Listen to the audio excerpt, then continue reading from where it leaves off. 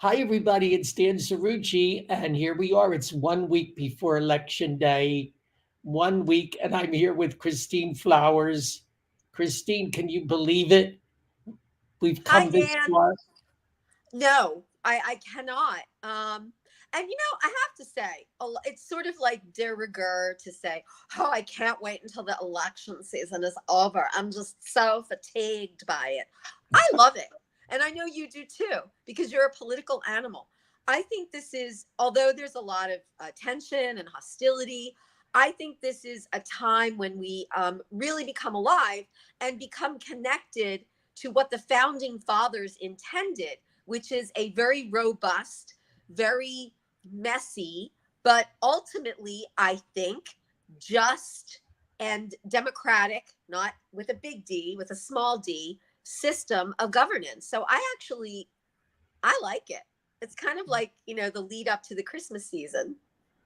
Well, it's very exciting, but sometimes I wonder, Christine, you know, how many of these presidential elections I can I can I can endure. And I've endured, of course, I've endured an awful lot of them.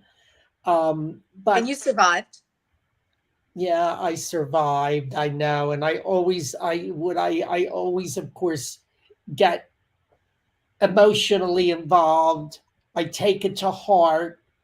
I now these days with all the access that we have to information, I get overloaded with information. I'm subsumed. I'm overwhelmed by the polls. There's so many polls. Now, the latest one that came out today, and they say it's the final Atlas Intel poll, and Atlas Intel came the closest the last time, 2020, to predicting the actual outcome. They were the most accurate. And the Atlas Intel poll that came out today has Trump ahead by 2.5 to 3%. That is in the national popular vote, and has him um, ahead in 6 of the 7 battleground states. And of course, he doesn't have to win all 7 battleground states.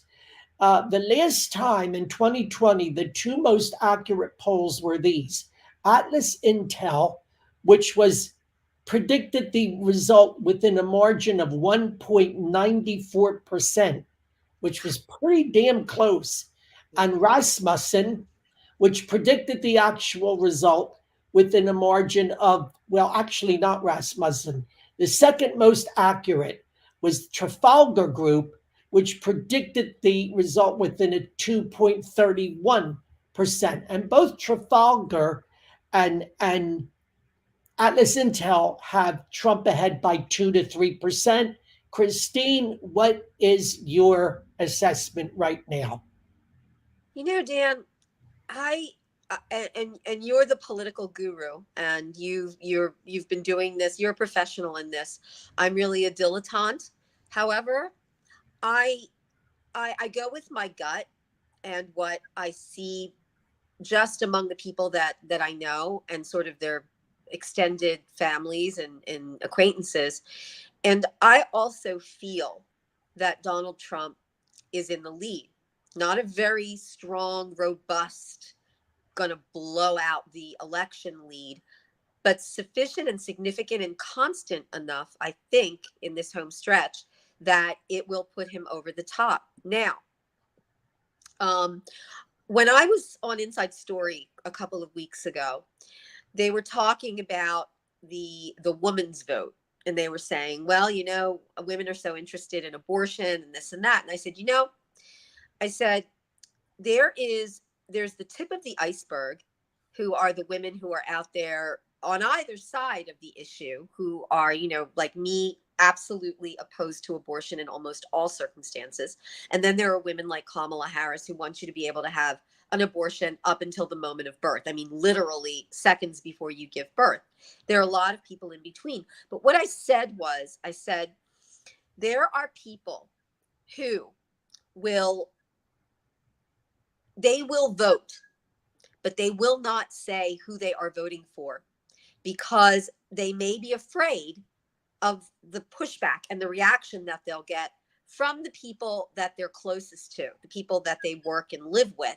So, what I'm saying is, and this is sort of like a meandering way of getting to that point, Mm. I think that there are a lot more Trump voters than what you would assume in this very blue area of Philadelphia. I see signs, there are Trump signs, Trump Vance signs, some in Bucks County, some in not that many in Montco, some in Delco, some in Chester County, very few in Philadelphia, although down in South Philly we have a lot. But I don't think that that's indicative. I think people are going to go into that voting booth and they are going to vote their heart and their pocketbooks. And that may not jive with either what they're telling pollsters or what they're telling people publicly. So I don't, what I'm trying to say is I don't go by polls, I go by instinct. And my instinct is leading me to believe that for a variety of reasons, it's almost like a perfect storm here. Kamala is such a weak candidate. She's an AstroTurf candidate. Trump has a lot of people who either support him wholeheartedly or are going to hold their noses and vote for him because they see him as the only engine to get them across the finish line economically and also socially. There are a lot of, as I said, pro-life people who thank him. You know, I know the pro-abortion movement says he's the reason that you don't have Roe versus Wade. And the pro-life movement is saying he's the reason that we don't have, Roe versus Wade. So I'll let you talk, but to make a very long meandering story short, I think Trump will eke it out in the end. I So think this is very like 2016. what you're saying is your gut tells you that he's going to win, but we may not. It may take a while before we know that he actually won. Is that what you're saying? Well, yeah, and I mean, look what's been happening. Even though, but for example, in Bucks County, they were turning away people or giving misinformation to people who were in line to get ballots that they couldn't Uh-huh. get ballots here or what have you. And then they tweeted out, the Bucks County voter registration account tweeted out saying, "Oh, it's fine. There was some miscommunication." I'm thinking, after all of this, with the spotlight on voter integrity, and you have miscommunications. A friend of mine, Val Biancanello, good Italian paisan. Yes. Yes. Val, she Yes. was arrested yesterday in Delaware County, I believe in media, because she was telling people to stay in line, that if they were in line before 5 o'clock, they had the right to stay in line and get a ballot or vote. And it's Yeah. not early voting, but to be able to get their ballots. And she was arrested and she was given a citation for disorderly conduct for exercising her First Amendment rights. So, to answer your question, I don't think we are going to have the answer on November 5th because I think that there is going to be a significant amount of, if not overt, mishandling, negligence. And, all of this putting the halos on the heads of these poll workers. I'm sorry. I'm sorry, Dan. I'm not ready to say, that Saint Cheryl and Saint Robert and Saint this and Saint that simply because they're sitting at the polls. I don't know what the qualifications of these people are. And just seeing a week out what happened in Bucks and Delco, the two most flippable, counties. Bucks has the over registration now, an increase in registration with Republicans. That doesn't mean they're all going to vote Republican. Delco, my beloved home turf of Delco, is now completely overrun by carpetbagging Democrats. I say them carpetbagging because they're not from Delco. They're from other areas. Yeah. And it's completely changed the complexion of the area. So those two counties, I mean, I think we can give up on Montgomery County. Montgomery County is going to go blue. But sad situation. Yeah. it is. It is. So, I mean, and Pennsylvania, it's exciting to be in Pennsylvania. I'm waving to you in New Jersey and saying, see, you're nice, you're calm, you know which way it's going to go. And Pennsylvania is like Gettysburg. We've got Gettysburg over here. Well, in New Jersey, really, really, just to go back to Pennsylvania for 1 second. I'm concerned about some of the things that happened today. Now we have to explain to people. Pennsylvania has a really, really weird. I think it's a weird system where this is not actually early voting, but Right. you can go to these voting offices, and you can pick up a mail-in ballot. Right. You can fill out your mail-in ballot right there, and you can turn it in But on the it won't same. be counted until November 5th. Well, that's a whole other thing, right? In Pennsylvania, they can't start counting them until. Is it that they can't start counting them until the polls actually close, or can they start counting them that morning? I understand that they can open the envelopes that morning, but they can't count them until the polls close. Is that correct? Yeah, exactly. So, I mean, yeah, I guess technically, if you're dropping off your ballot and it has your candidates in there, you have voted. But Yes. it but I mean, where I don't know. I am a same day voter. I have a huge problem with banking these votes, Yeah. days beforehand, Yeah, because again, I already voted by mail. I voted by mail. But in New Jersey, you can sign up for vote by mail, and you will continue to get a ballot that you mail in until you tell them, I don't want to vote by mail anymore. Now in New Jersey, we also have early voting. That's been going on. That goes on for like, I guess it's like a whole week or maybe a little bit more, and it's going to end I think on Sunday, I think it ends early voting. well, what So does that the mean? day before Explain that to election in me. New Jersey, you can't do early voting. What You can do it what up until the Sunday before election. But explain to me, what does that, how is that different from what we're doing, from what we do in Well, Pennsylvania? because we actually have polling places that you can go to right now. If I hadn't turned in a mail-in ballot, I could go tomorrow morning to a polling place right near here and vote. So does that mean now that we can start tallying the votes in New Jersey today? We could start saying, who's getting I what? don't know what the rule is in New Jersey, but we do know this in New Jersey. We know, and this is pretty incredible. This is pretty incredible. I'm sure you may have already seen it. That so far in the early voting, more Republicans have voted than Democrats. Now, this is I pretty saw that. astounding for New Jersey. Hmm. Okay.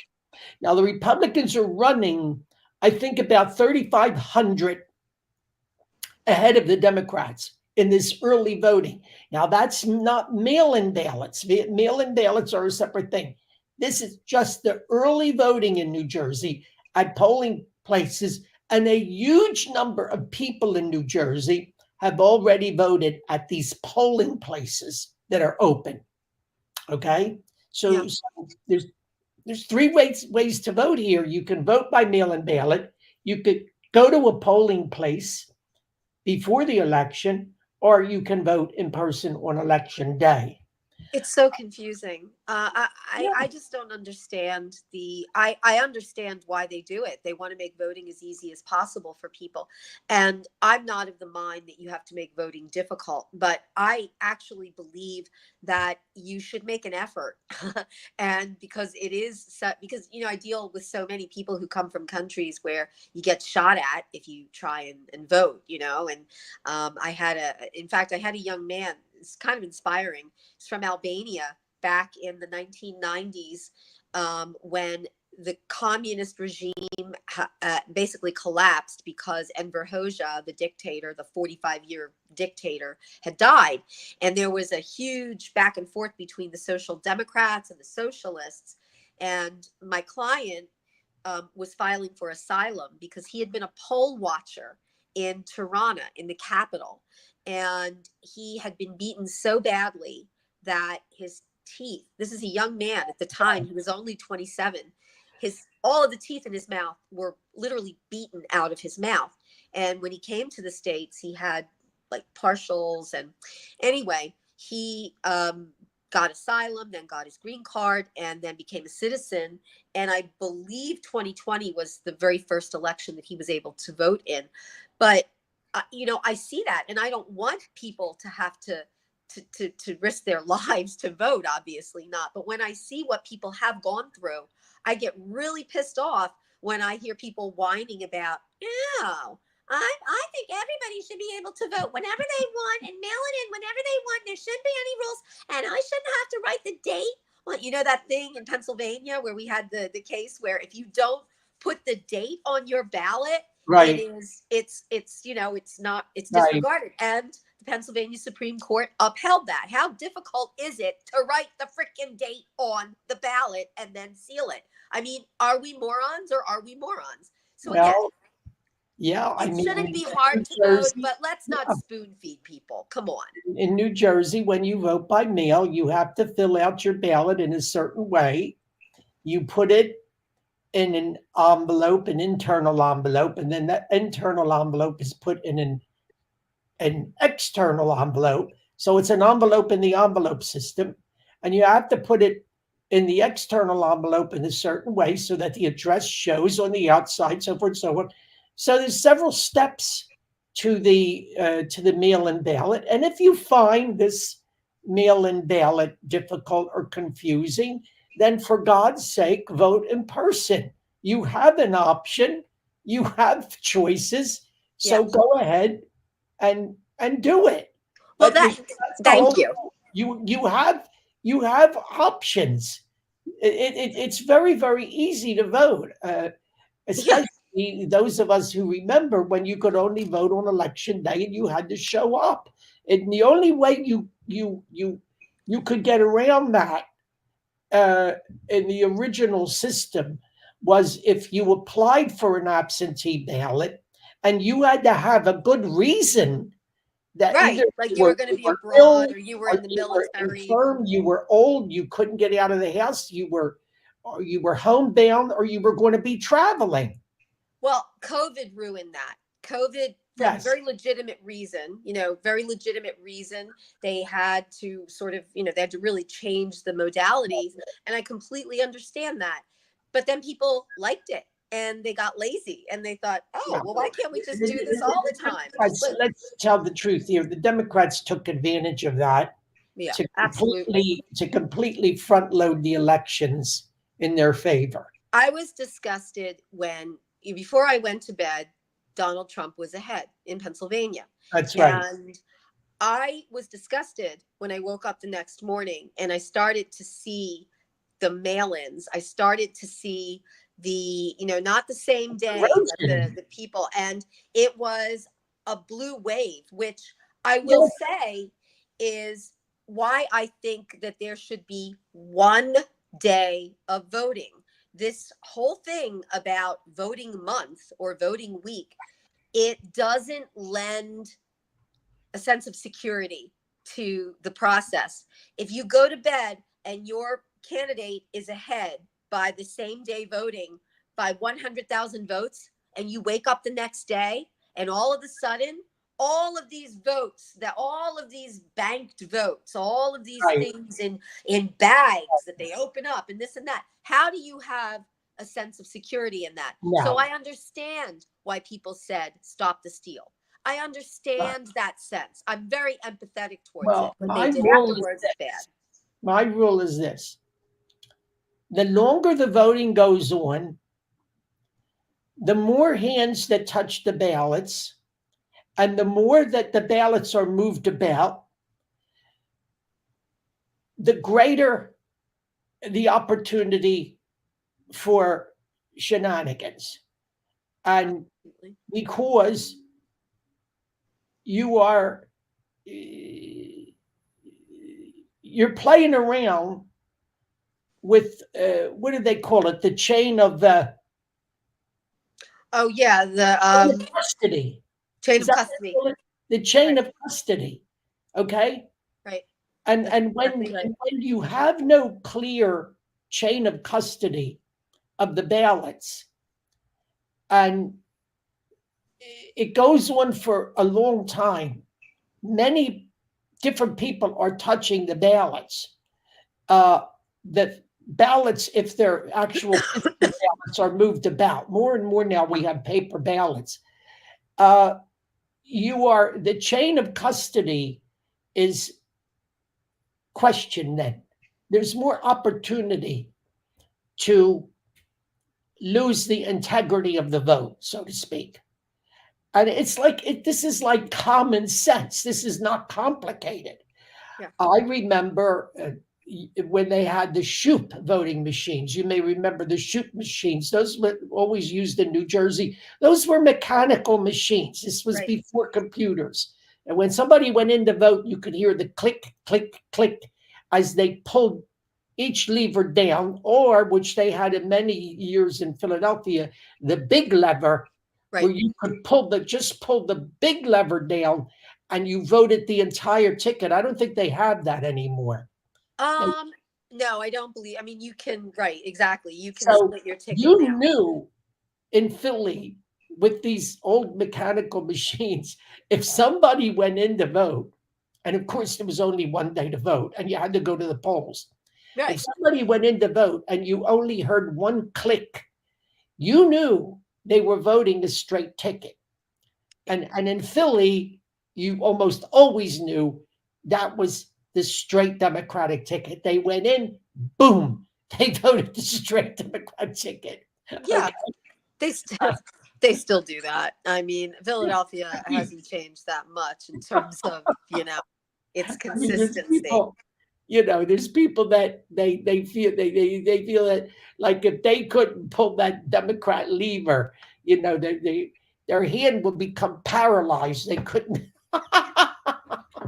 Well, and I've yeah, never been able to exactly, understand these exactly. Well, that people. that was like my dad's mother, my grandmother, my Elsie. She was a Democrat, dyed in the wool. She didn't hate Republicans. I mean, she didn't hate them, but she thought they were a strange breed. Like she just couldn't wrap her head around the idea that someone would ever be a Republican, and it was. I mean, she would just go in. She was blind. I used to say it was like the children in Village of the Damned, they had those little glowy eyes and the blonde hair, and they all walked, Right. together in like a little tribe. That was my grandmother. They walked in a tribe to the poll, and we will be a Democrat, and it must be a Democrat. And I mean, for years and years and years, that's what they did there. And I really do think that they still do it that way. But I mean, what you're talking about with the chain of custody, I completely agree. I think there is such a lack of what's the word I'm looking assurance or security in the integrity of the system, Right. Right. and it's And not wrong. It's not wrong to say that. We've been shamed into being called, January Sixers and traitors and people who are trying to conduct a coup d'etat. No, these are people who truly believe that the system failed them. And who knows, they may very well be right. At the end of the day, most people have accepted the results of that election, the 2020 election. I don't believe there was fraud. I never believed that there was fraud. I always believed in what you're saying, that too many hands were involved. There was negligence, there was mishandling, there was incompetence. And I see that starting to happen now in in yeah, Pennsylvania. and that's why the media kept coming back and saying the same thing over and over again. They said, "Well, there's absolutely no evidence of fraud. There's been no Right. evidence of fraud in the election. There was no evidence of fraud." Blah, blah, blah, blah.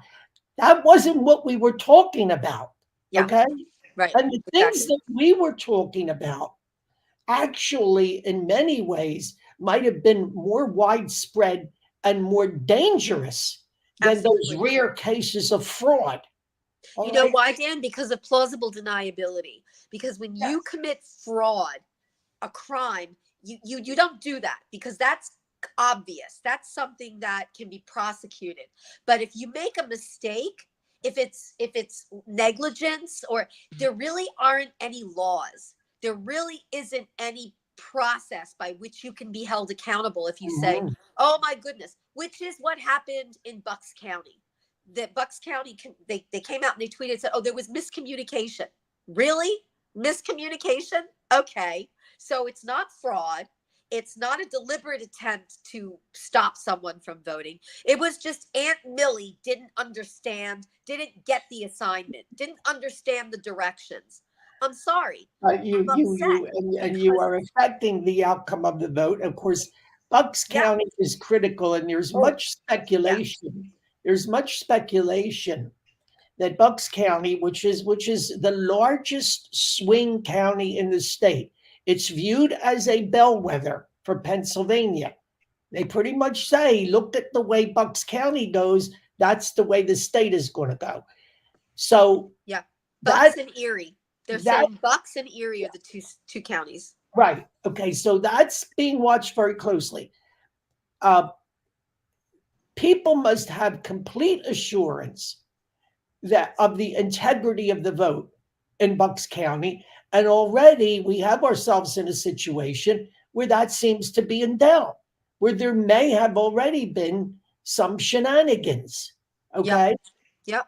Day And one. going out at 2:30 in the afternoon when people are told that they can be there till 5 o'clock, Yep, yep. cutting off the line, putting a little sign up, okay, anybody past this point, you're not going to be able to get your ballot today. At 4:30, they had a police officer standing in front of the doors. 4:30, not 5 o'clock. Why? 4:30, and he was standing there and was not letting No, people get in. the doors should have been kept open until everyone who was in the line at 5 o'clock Yep, had the opportunity to get their ballot. Because if you were absolutely. in the line at 5 o'clock, then you got in under the wire. Right, Obviously, you told me that I could be here till 5 o'clock. Okay, it's 2 minutes to 5 o'clock. I'm here. right. So if I may not get to the end of the line until 5:30, but I'm here at 5 o'clock. Dan, banks have to stay open until whatever it is, 3 o'clock, 4 o'clock. Banks have to let you in to do your business. Are you telling me that making a deposit in my account is more important and given more respect than voting for the next president? It is really wrong. And I don't want to whip up, people. I had posted something on Twitter and people were like saying, you're lying, you're just trying to foment anger. And no, I'm not. I'm trying to bring attention to something before it blows up into something Right, worse.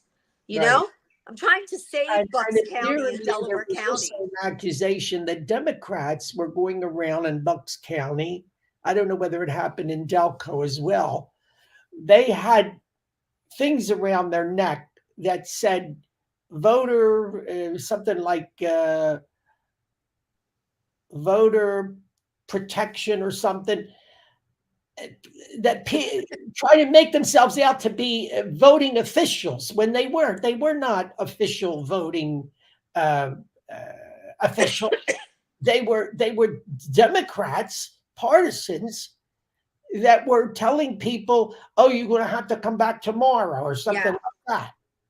Yep. That's But exactly what happened. I understand this was was this the last day for this system in Pennsylvania of picking up your mail-in ballot today? Yeah.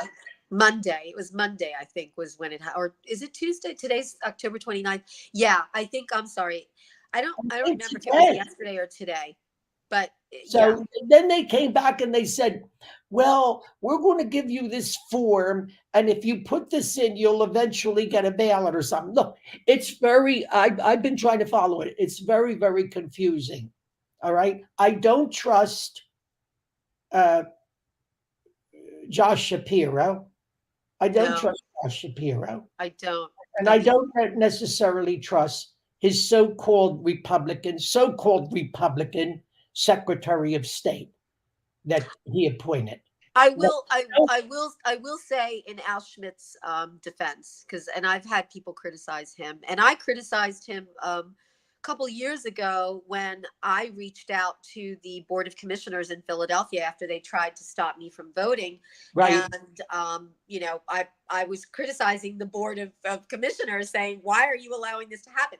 But I will say, Al Schmidt he's gotten a bad rap from a lot of Trumpers, A lot of people who feel that he was, he was too ubiquitous on the in the media after 2020. Oh my But God, he was. he's I know him personally.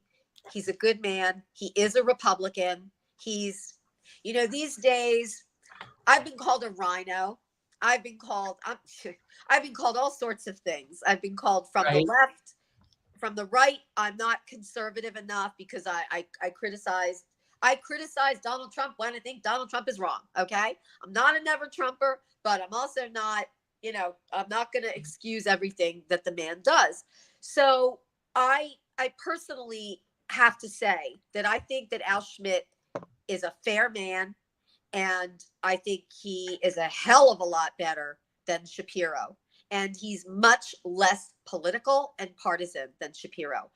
We'll wait and Okay. see what happens with this. But I Well, I need to hope get you're that in right. there. And I'm just following a policy of being skeptical. Of being No, skeptical, I want you to be a healthy skeptical. I want you to skepticism. be I skeptical. want to I'm make it skeptical clear it's too. just a healthy skepticism. Yeah, Okay. yeah. And I have a natural skepticism, would you say, suspicion, whatever, of the administrative state and the bureaucrats, and especially lifelong bureaucrats who are in charge. I've worked with people like that. I've known people like that. Many of them simply waiting to collect their pensions. And by the way, the pensions are quite impressive, quite Yeah. impressive. Okay. When these people retire, they don't have to worry about anything. All their medical bills are paid. They get a healthy monthly check in addition to their Social Security. I'm not begrudging it. I'm saying these people, the administrative state, these, especially the lifers that have been in there, boy, Oh yeah. watch out, because these people wield enormous power. They wield enormous. These are nameless, faceless people. More and more, these are the people who are determining things. More and more, perhaps even than I would say, more and more than our elected officials. The administrative state.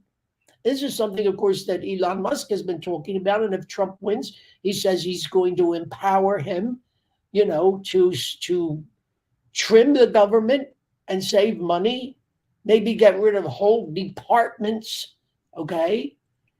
Um, I mean, I agree with you. I don't even think that that's entirely necessary because there was a Supreme Court decision that came down this past term, and it completely changed the way the deference that we give to decisions from administrative agencies. There used to be something called the Chevron doctrine, Chevron as in Chevron gas, and mhm. it basically said that a federal court had to give deference to the decision of an administrative agency, whether it be the Social Security Administration, whether it be, in my area, the immigration and the old Immigration and Naturalization Service, now the Department of Homeland Security, whether it be the Department of Agriculture or the EPA. All of these different discrete agencies, they were little, as you indicated, they were little fiefdoms, and they wielded a lot of power. And when they made a decision and you were against that decision and you filed an appeal or a challenge to it, when you went into federal court, those judges basically rubber stamped the decision of the federal agency. It was very, very difficult to get any kind of relief from the federal courts. Well, this past term, the Supreme Court, in a decision by Justice Gorsuch, majority decision by Gorsuch, they they overturned Chevron. Chevron no longer exists, which basically means now that you can go to the federal courts and say, "Wow, immigration screwed me over. Wow, Social Security messed up my life." And you have a much fairer shot at getting a hearing than you did before. I do agree that they should also trim back on a lot of these agencies, but they've already they have the handcuffs on them because they're no longer, that Chevron decision was decided in 1984, Dan. That's 4 decades of giving free reign to these Well, administrative agencies. So they really have clamped down on them, at least from the judicial end. well, I'm happy to hear that, but all you have to do is go to Washington or metropolitan Washington area, congestion, and the growth of the federal government and all government at all levels, but the federal government is such a behemoth. It's frightening. The enormous power that they wield, and that somebody like Donald Trump, who has been federally prosecuted at the state level, prosecuted at the local level. He's had government at all levels coming after him. I mean, you have to admit this man, this situation, 2 assassination attempts, Christine. What? This is an amazing story, especially if he should come back and win. Only the second person or the first person since Grover Cleveland, which was over 100 years ago, to lose the presidency and get it back again. Yeah. You make a, as usual, because you're one of the smartest men I know, you make a great point in that this is an amazing story that you could not make up. This is fiction become fact, that you have a man who has been shot at twice, okay?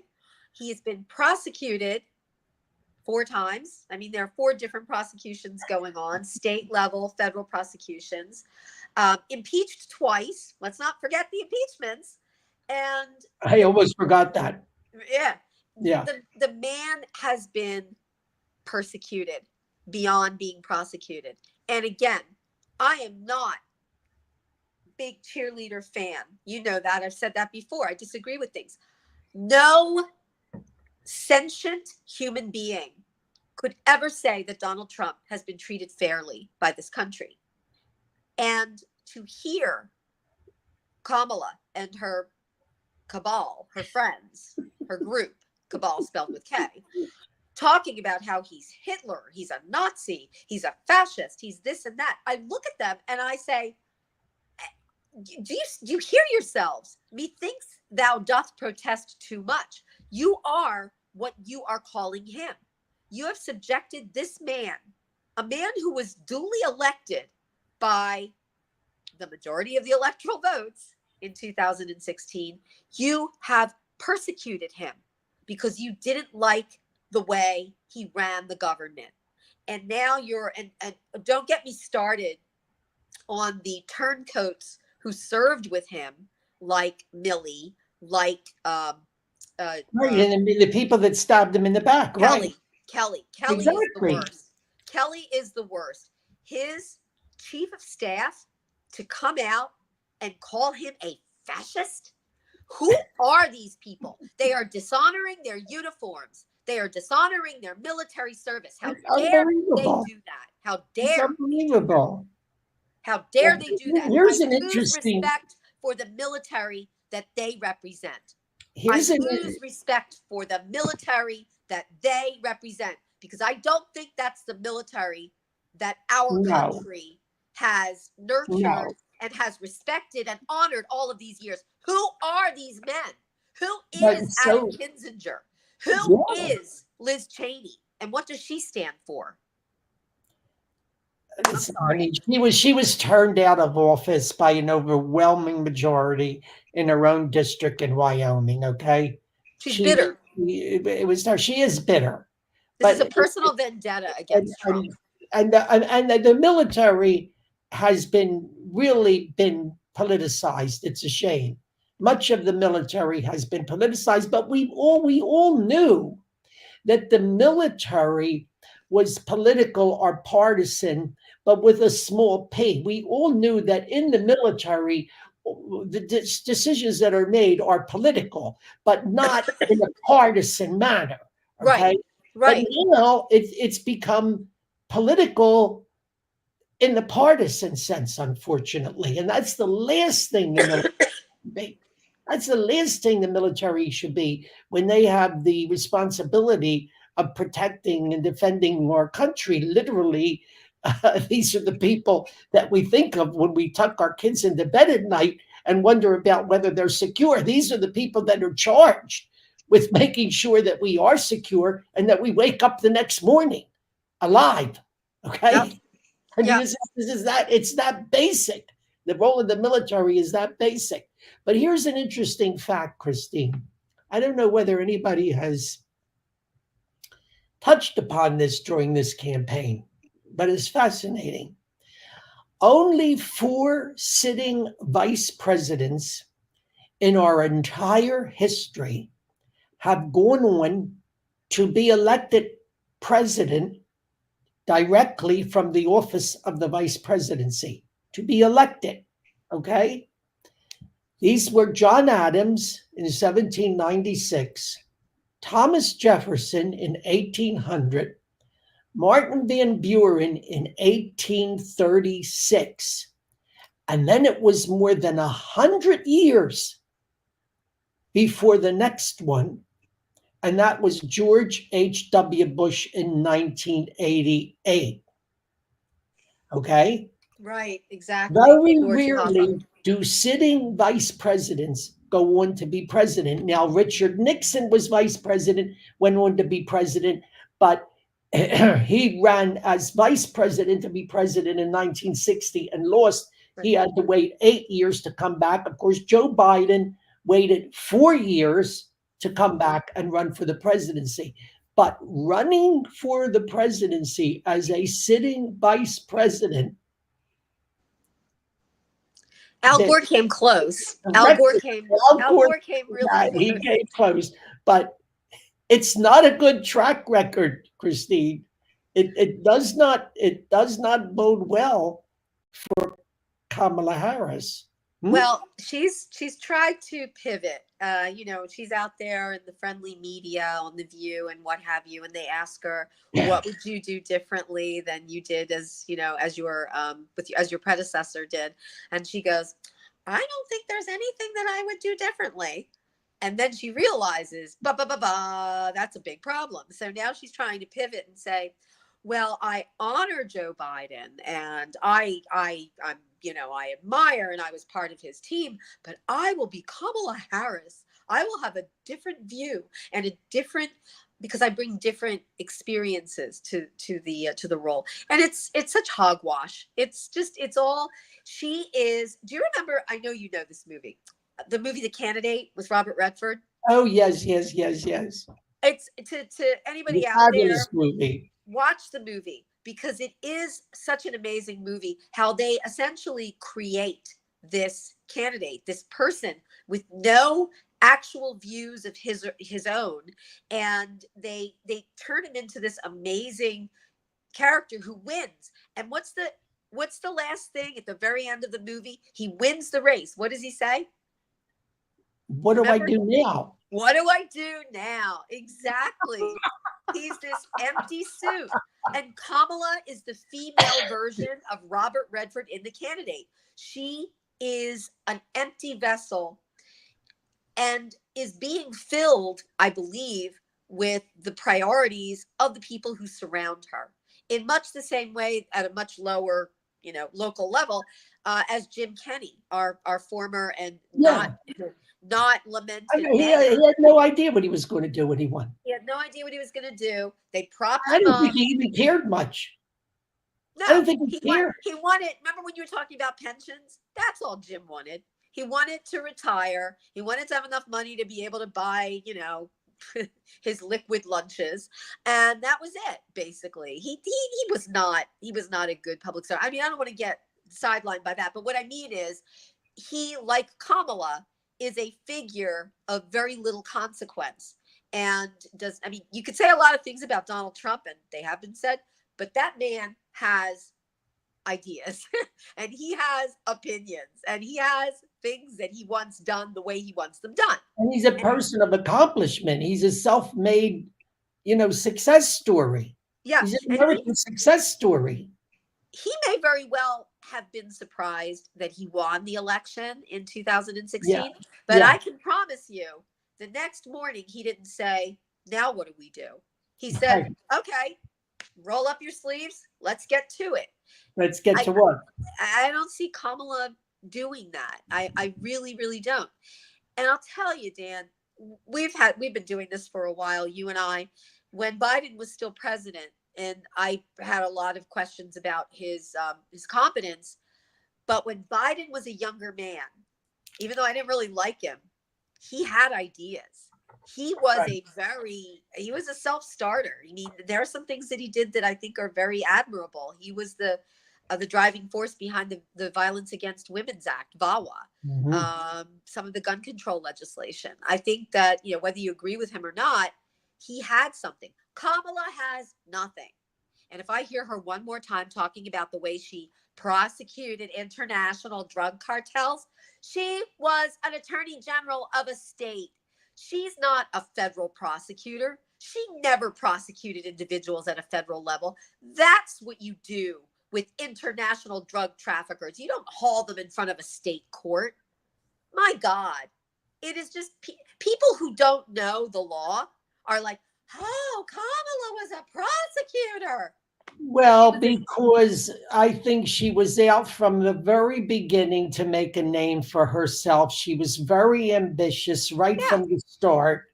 This woman is driven, okay? She's driven, and she will do and say whatever she has to, be whoever she has to be to get where she wants to go. And that's really the scary and dangerous thing about her that well, I look who she find really, married. really scary. She She will married change the, her opinions, she'll change her accent, she'll change her look, she'll change her history, oh, whatever yeah. whatever she has to do to advance. She doesn't care who she has to railroad, who she has to flatten on the way, or who she has to leave in her wake, or what she leaves in her wake.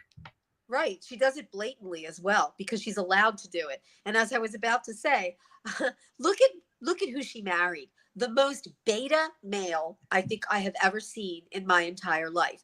The man gets trotted out to say, "I love Kamala. Kamala's wonderful. Isn't she great? Yay, Kamala. I'm so glad to be Mr. Kamala. I'm the second gentleman. Oh my God." She married someone who wouldn't challenge her, who would stand in the shadows. And I'm sorry, that's not an equal partnership. I will say, looking at the two of them, I miss Bill and Hillary because they had an actual balanced relationship. I mean, in some ways, she was even more consequential than he was. But I literally look at Doug Emhoff and I think, yep, you are the perfect man to be the first male first lady. That's it. Yeah, because he's going to just be a functionary. I mean, he's going to be he's that's why she linked up with him. That's the whole point. Exactly. Exactly. All I right. mean, we make fun of Dr. Jill Biden all the time, but I'll tell you what, she has more testosterone than Doug Emhoff. No, I think she's very savvy, and I think she's been, a real protector of her husband, very loyal, obviously very loyal, Yeah. okay, and passionate. She's right in there with him, no question about it. But She's isn't right it in there interesting with how him. we don't hear about them anymore? It's kind of like they took the etch a sketch and it's gone. Well, I'll that's tell you, what the the media, Democrats are yeah, brutal. The that's what the Democrats media are do. brutal. Oh, they are brutal, and that's what they do, and they do it very well. They They killed him. know exactly what they're doing. They wield enormous power, They and politically killed him. They politically Trump was there were right. assassination attempts, but the true assassination was the political assassination of Joe Biden. Oh, no question about it, and it was accomplished very, very quickly with surgical precision. I mean, it was zoop. You didn't even know what happened, but uh, that's the way they do it. Suddenly you look down and you're in a pool of blood, and you don't know what the hell happened to you. Exactly. And I think the Obamas were behind it. Oh Of yeah. course, George Clooney played a pivotal role with that Yeah. op-ed. The New York Times cooperated. They were all in cahoots on it. You've got Axelrod out there. David Axelrod pretends to be this statesman, this elder statesman, and he goes on Right. TV and he's like, he was, because he was Obama's henchman, Obama's right hand man, and you know that he absolutely had a role in that. At the very least, James Carville, I can't stand him, but I admire him and I respect him because he's old style, he's old Louisiana Cajun, from the days of Huey Long. He's out there. You don't have to wonder what he's saying. And he will not knife you in the back. He will shoot you in the face. And that's, Oh, absolutely. I would rather have that. I would rather have Yeah, that than yeah. the machinations of what is, and Trump dealt with that in his own White House with the people that surrounded him. And I think that's why they're afraid right now of electing him, because they know that he won't make that mistake another time, a second time around. He will have the people Oh, around him one that, would hope not. One would hope not. So well, here we are. We're 55 minutes into this. I think we better wrap it up. Christine, where are you oh, going to be? shucks. What are you going to do on election night? Are you going to just be very quietly watching the results at home? Quietly? Me? Not quietly. Um, I'll be by myself probably. Yeah. I don't think I can be around other people. It's weird. No, I can't either. For No, me, not it's a no, I can't. sacred thing. I've never gone to watch parties for No, I never debates and could either. everything. I think no, I can't be around other people during that time. Yeah, No, it's just it's I don't sacred to even me. I don't even want to take phone calls or Yeah, anything. No. I watched, like I said, in 2016, I stayed up. Well, in 2016, I stayed up late enough to see Trump elected. 2020, I stayed up pretty late, and I felt confident. I felt okay because I had voted for Trump. I Right. woke up the next morning and I turned on CNN. I'm like, the expletives that came out of my mouth, right as I'm waking up, I was like, what the? So, yeah, I'll be by myself. Maybe I'll text you. Maybe we could do a text stream. Like, what's going on? What I do is I try to read the tea leaves and find out, whatever I'm not seeing or hearing on TV. And I have to say that last time Fox News really, really got to me and irritated me when they called Arizona so early in the Yeah. evening. I just totally blew a gasket. You I have to blew a wonder, gasket. what was Rupert doing? What? I don't think I could ever forgive Fox News for that. Okay.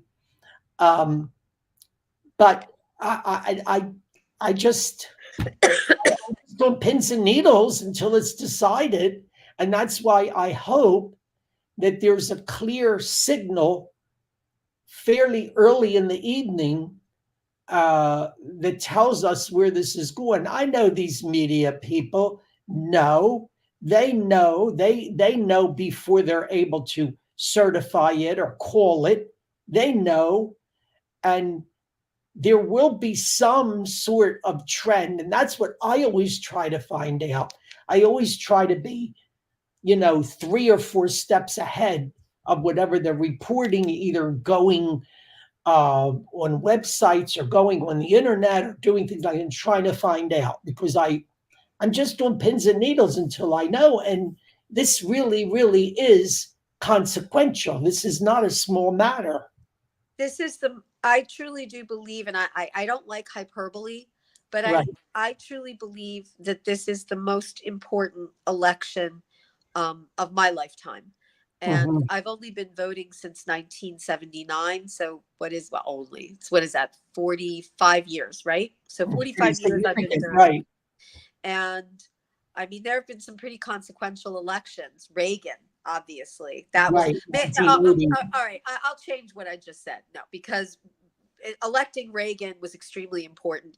That hastened the end of the Cold War. And I Both of wish Reagan's elections, 1980 and 1984. I am a Reagan baby.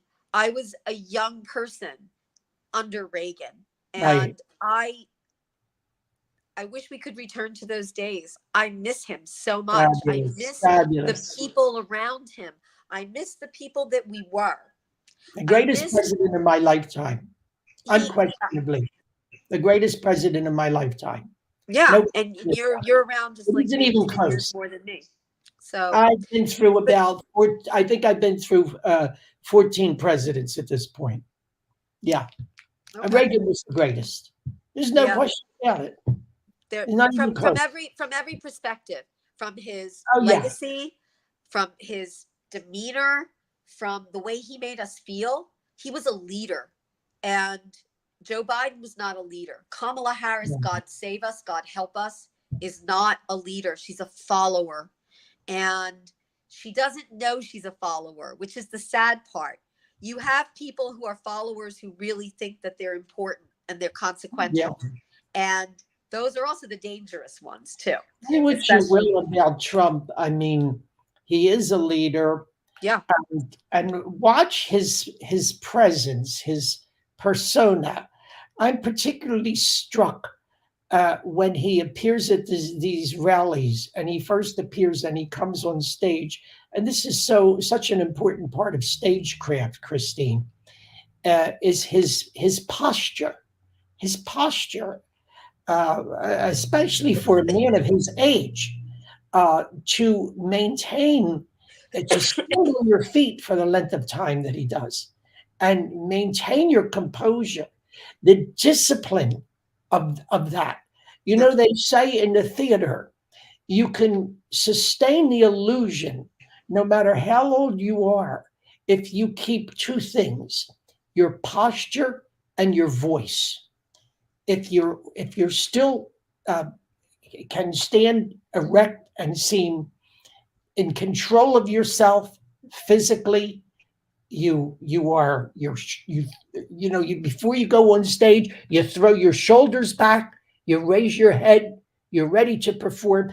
And if your voice is still strong, no matter how old you are, you can, what they call in the theater, darling, you can maintain the illusion, Exactly.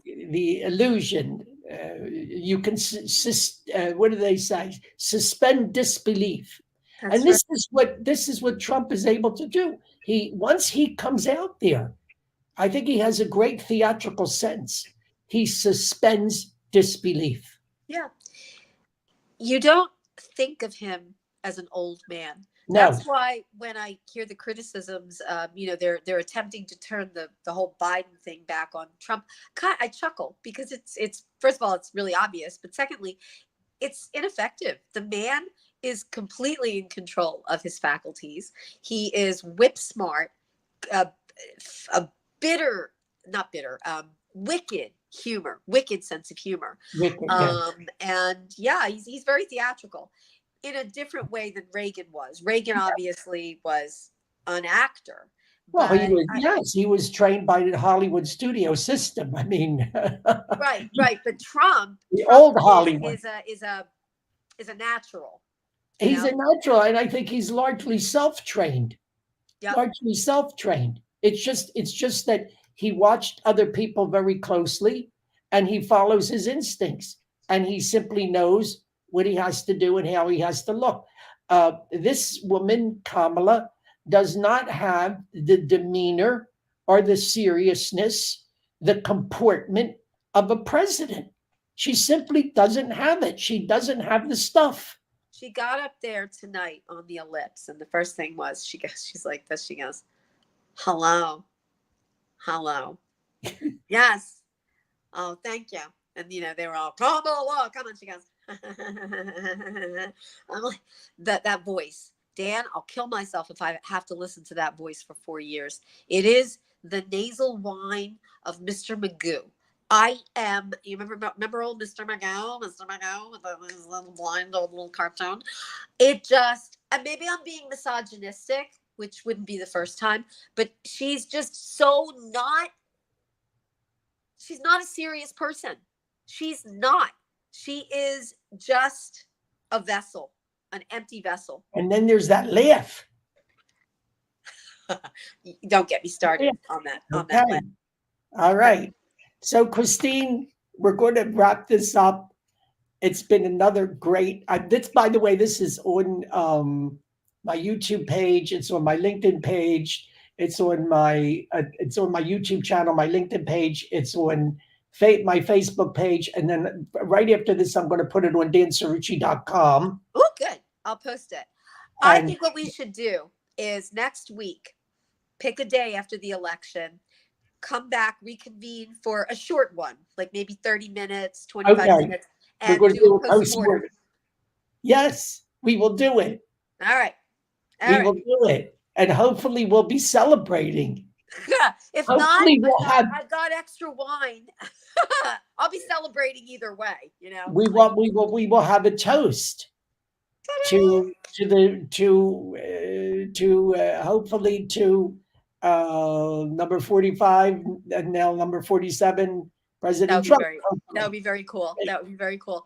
Very excited. Absolutely. And then I want to go out to dinner with Carol again. So we have to do that before my birthday. So anyway. All right. When is Love you. your birthday? Well, my birthday's not until December 4th, so we have time. Oh, okay. All right. We'll try to set that up. Okay. All Okay. right. Thanks.